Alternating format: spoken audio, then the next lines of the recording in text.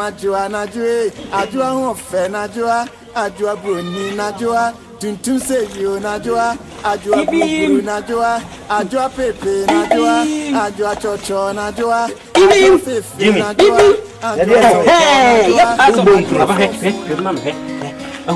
me yaka ma wo na o front ni front na betre ni wo yaka ka ni din dis dia pone na so pen wo na o ya ma me ndidi na ubekutikum Enti awo yeti front ni me front na driver side we driver ni kura wasoli kodidi wasoli african kodidi wasoli kodidi se ni osi fom enti wo fro de na me so ko nka driver ne ba na mani na afrabo papa o me na wo di ka wo mo inside dada enti me ko me ba afle no ti Jimmy car no me front ne front na me hwe so ko mu ko me ti kura be ye ma wo me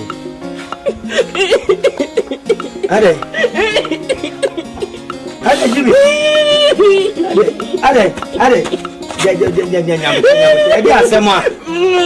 Me se traga ni mano ko je ja kan za me se front na mano. Ya bi nkom. O de jati ko no. Ya de bi mo so ni nkom za nya wa nta me ya ka. Dabi jati ko na ya Benz. En na me ko na ma me mu na do. Benz o. So we buy a Benz. Na we aye tikonti. Me no ma me ti Benz ni ma na ti ko. Sa abene de open. Yes, abeme. Wo mo ban ka no ya ma oni. O ya ka ma we. Akola oni no be to ka no. Eni bi twamu ane wo point me ka ni.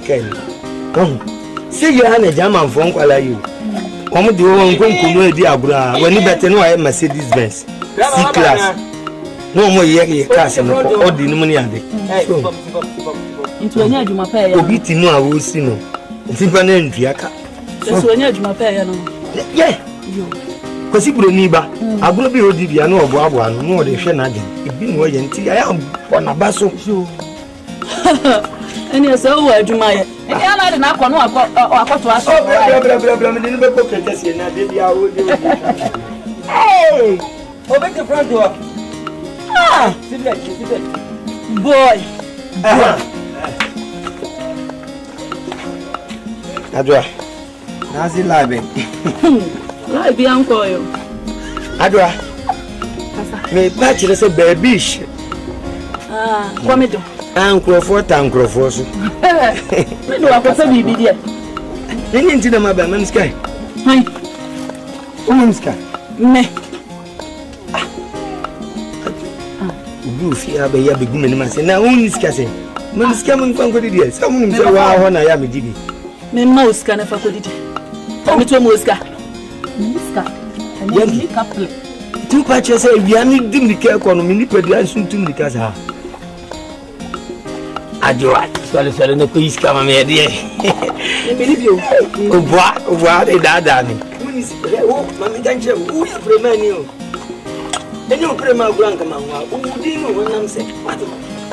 Me se o ya popi anka ya popi ko. Adwa yanki wani tunyamien wo. Adwa yanki wani tunyamien. Ade katraka kam. Ade tata. Hey, open. Adwa. Sabon ba ko tawo. Pesa mo bi won sa yo de. Sabon Bi ameto ma wo because CK my baby. Adwa yanki for ni tunyamien mo. Adwa yanki for ni tunyamien. Kakraba try. Kakrabia try. From na. Adwa sa no. Ka pesa yi. Enya tensity dada ya. Tensity. Enyu meme ya aduane. O je tensity sa ya de. Sai na me nyama. O de manen ko ne no. Ada 9 or 8 kura. De shama ha ye. Adwa skebe na uye. De shama ha no. Oh, ko hose ni fresh. Ne skebe de me kura me dwene ho enyu me be ya aduane. Da bi adwa. Me de ne sa de o don sem no de ma. O de sa bon me bi. Adwa yanki for ni tunyamien mo. Adwa yanki for ni tunyamien mo. Ade kakra bi e twan. Akraba e twan. Adrian, you are my son. Adrian, who says Zebra?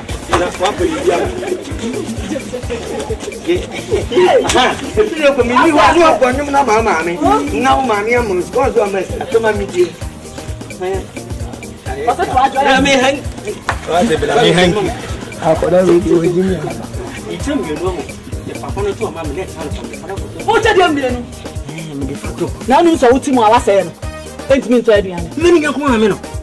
The photo I'm getting. Would you this will for your diary 5 and 50 pesos. Oh, we took 50 pesos, 50 pesos. Now they are two, and they are mentioned.